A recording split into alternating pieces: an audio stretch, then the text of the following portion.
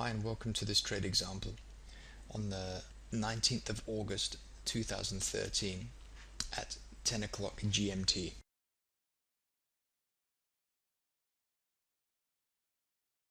Let's consider the market environment for a moment. I was looking at the euro Japanese yen, and price had been moving in this range here for a period of time, and it finally broke out of this range and sat on top of this level for a while. And I was looking to short this currency pair if it broke back into this range. So I was looking for euro weakness and yen strength.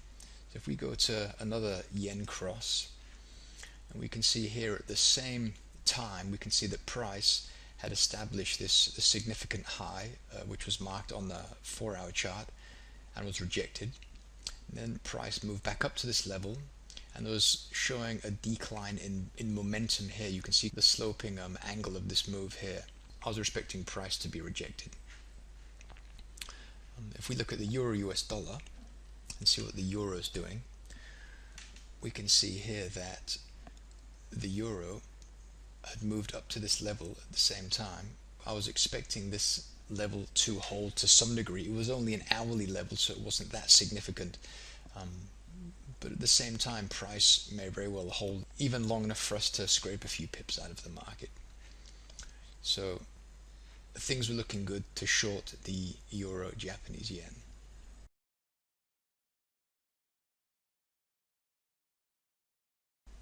If we look at the market framework, I had marked off this significant level here on the 4-hour chart, the blue line.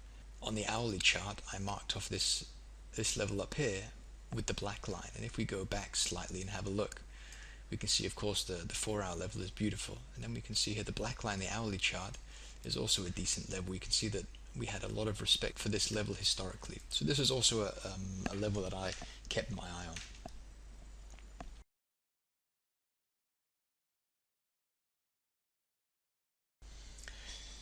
If we consider the technical study levels, from this swing low to this swing high, roughly the same level with a difference of about 9 pips was the 127 Fibonacci extension.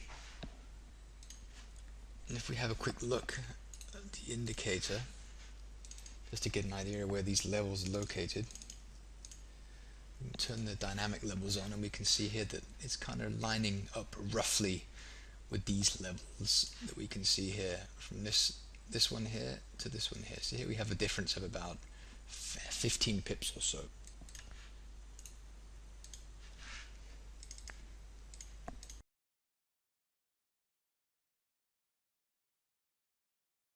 If we have a look at the trend analysis, we can see that on the 4-hour chart, price had been moving higher highs and higher lows, and then price broke down and started forming this downtrend. And on the daily chart, we can see that there was this nice upward channel. We can see the higher edge of this channel here, and then the lower edge was marked by this low and this low. So onto the 4-hour chart, we could see that the price came back to this level and was rejected and began moving higher, and we can see that the previous swing high had been broken, and so now we were technically in an uptrend. But on the hourly chart, it's very clear that we're in a range bound market for the time being, and yeah, and this is what we had to work with.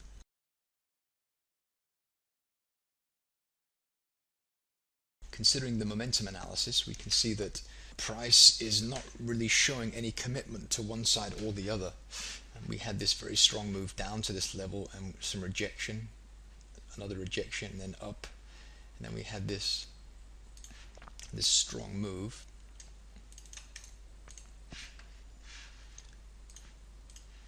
Let me remove these Fibonacci levels here. And this strong move up here. Then we had this move down, which was quite sharp, and then we had another move down, which was equally sharp. So momentum wasn't really telling us a whole lot about what this was doing. All we can see that price was very strong on this move up and through this level. And so when price came back to this level, I was actually expecting price to continue higher. And then price had troubles breaking this previous swing high, and then we had this lower swing high, and then price was showing some decrease in buying pressure, and then price finally came came through this level once again. So we had a lot of price action, a lot of hourly bar closes below this level, which tells us that price may for a period of time stay in this range here.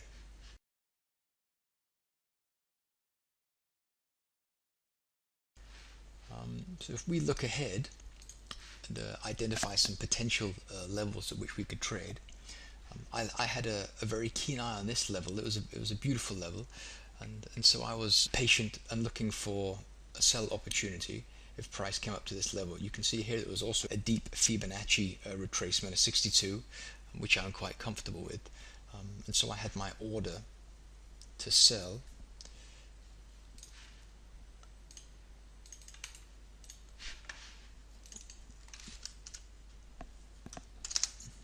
right here. So the 62 minus 2 pips minus spread, so about right here, and price didn't come anywhere near my entry. I was about 8 or so pips away from my entry, and so I sat on the sidelines, watched price got to the 50% and then dumped. That's trading. Stop wise, I had my stop just above the deeper Fibonacci retracement here, which was just here, and my first target was the highs here,